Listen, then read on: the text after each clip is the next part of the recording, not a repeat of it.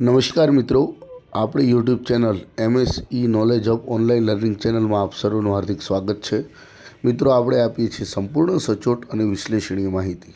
મિત્રો, આજરોજ એટલે કે વિશ્વ યોગ દિવસે 2025ના રોજ આપણને એક નવી અપડેટ મળી છે, ખુશીના સમાચાર મળ્યા છે મિત્રો।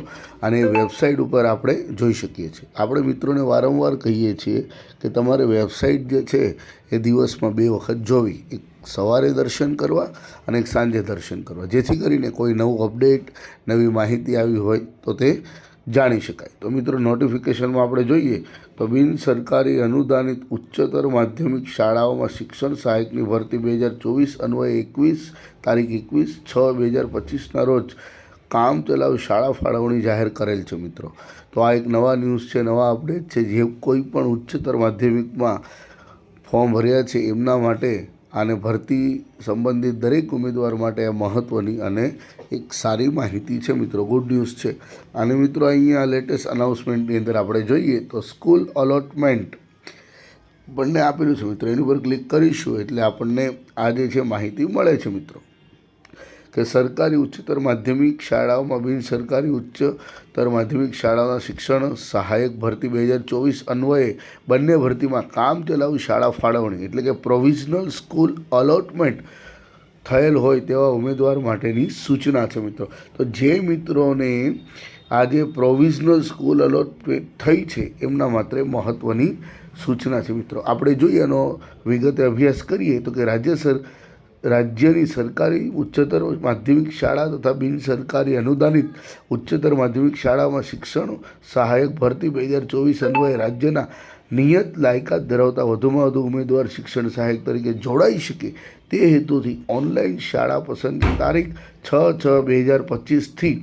10/6/2025 સુધી એક સાથે કરવામાં આવેલ હતી। ઉમેદવારોએ શાળા પસંદગી અનુસાર તેમને મેરિટ ક્રમ પ્રેફરન્સ મુજબ 21/6/2025ના રોજ એટલે વિશ્વ યોગ દિવસના રોજ કામ ચલાઉ શાળા ફાળવણી પ્રોવિઝનલ સ્કૂલ અલોટમેન્ટ જાહેર કરવામાં આવેલ છે મિત્રો।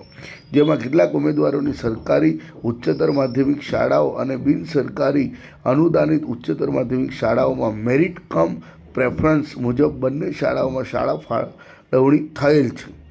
આવા ઉમેદવારોએ બંને શાળામાંથી જે ભરતીમાં ફાળવેલ શાળા વધુ અનુકૂળ હોય તે ભરતીની શાળામાં જાહેર થવા માટે સંમત આપવાની રહેશે અને પસંદગી કરેલ ભરતી સિવાયની બીજી અન્ય શાળાઓ, જે શાળામાં તમે પસંદ નથી કરતા એ શાળા ભરતીમાંથી ઉમેદવારોનો હક જતો કરવાનો રહેશે મિત્રો। કામ ચલાઉ શાળા ફાળવણીમાં સમાવેશ થવાથી નિમણૂક હક પ્રસ્થાપિત થતો નથી મિત્રો। બંને ભરતીમાં કામ ચલાઉ શાળા ફાળવણી થયેલ હોય તેવા ઉમેદવારોએ ભરતીની ઉમેદવારોનો હક જતો કરવા માટે સંમતિ આપેલ હશે તે ભરતીમાંથી તે ઉમેદવારો બાદ કરી બાકી રહેલ ઉમેદવારોને મેરિટ કમ પ્રેફરન્સ મુજબ શાળા ફાળવણીનો લાભ આપી ફાઇનલ અલોટમેન્ટ કરવામાં આવશે મિત્રો। એટલે ફાઇનલ અલોટમેન્ટમાં ફાળવેલ શાળામાં ઉમેદવારોની નિમણૂક આપવા અંગે અગાઉની કાર્યવાહી કરવામાં આવશે મિત્રો। એટલે કે જે મિત્રોને જે શાળા એટલે કે સરકારી અને ગ્રાન્ટેડ એટલે કે અનુદાનિત શાળા બંનેમાં પ્રેફરન્સ આપ્યો છે, પસંદગી કરી છે અને ફાળવણી થઈ છે, જો તેમને જે શાળામાં જવું હોય એ રાખીને બીજી શાળાનો હક જતો કરવાનો રહેશે મિત્રો। અને પછી ફાઇનલ અલોટમેન્ટ આવશે મિત્રો, આ સૂચના દર્શાવે છે મિત્રો। હવે જો મિત્રો, નીચે એક છે કે સરકારશ્રીનો ક્રમિક ભરતીનો ઉપદેશ સિદ્ધ કરી શકાય તેમજ રિપીટેશન અટકાવી મહત્તમ ઉમેદવારોને ભરતીમાં સમાવી શકાય તે હેતુથી ઉપરોક્ત સૂચવેલ પ્રક્રિયા મુજબ જે ઉમેદવારોએ હાજર થવા માટેની કોઈ પણ એક ભરતીની ઓનલાઈન પસંદગી આપેલ નહીં હોય તેવા ઉમેદવારોને અત્રેથી ભરતી પસંદગી સમિતિ દ્વારા એક ભરતીમાં શાળા ફાળવવામાં આવશે અને અન્ય ભરતીની ઉમેદવારો બાદ કરવામાં આવશે તે દરેક ઉમેદવારે સ્વીકારવાનું રહેશે મિત્રો। આ એક સારો હેતુ છે, સારો ઉપદેશ છે સરકારનો। ત્યારબાદ આ બાબતે કોઈ લેખિત કે મૌખિક રજૂઆત ધ્યાનમાં લેવામાં આવશે નહીં, જેની દરેક ઉમેદવારોએ ખાસ નોંધ લેવી મિત્રો। પહેલાં કેવું થતું હતું કે ભાઈ કોઈ વ્યક્તિ એક શાળા પસંદ કરી લે એક ભરતીની અંદર, પછી ત્યાં મૂકી દે ને બીજી જગ્યાએ જાય, તો જેથી કરીને એક તો ઉમેદવારોને નુકસાન થતું હતું, ત્યાંના શાળાના બાળકોને નુકસાન થતું હતું, ને સરકારનો જે હેતુ છે એ સિદ્ધ નહોતો થતો. હવે આ પ્રક્રિયા ખૂબ સરસ છે, ખૂબ જ વ્યવસ્થિત છે, અને જેથી કરીને શાળાને પણ લાભ થશે, શાળાના બાળકોને લાભ થશે, નીચા મેરિટવાળા ઉમેદવારોને પણ નોકરીનો લાભ મળશે, અને જે મિત્રો જગ્યા બગાડતા હતા એ જગ્યા પણ નહીં બગડે.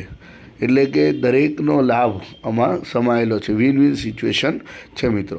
તો મિત્રો આવી જ માહિતી માટે આપણા ચેનલ પર બન્યા રહો. ચેનલને લાઇક સબસ્ક્રાઈબ કરો. નવા હો તો પ્લીઝ સબસ્ક્રાઈબ કરજો, અને આવી માહિતી તમને આપતો રહીશ મિત્રો. મળીએ પછી નવા વિડીયોમાં. Bye bye.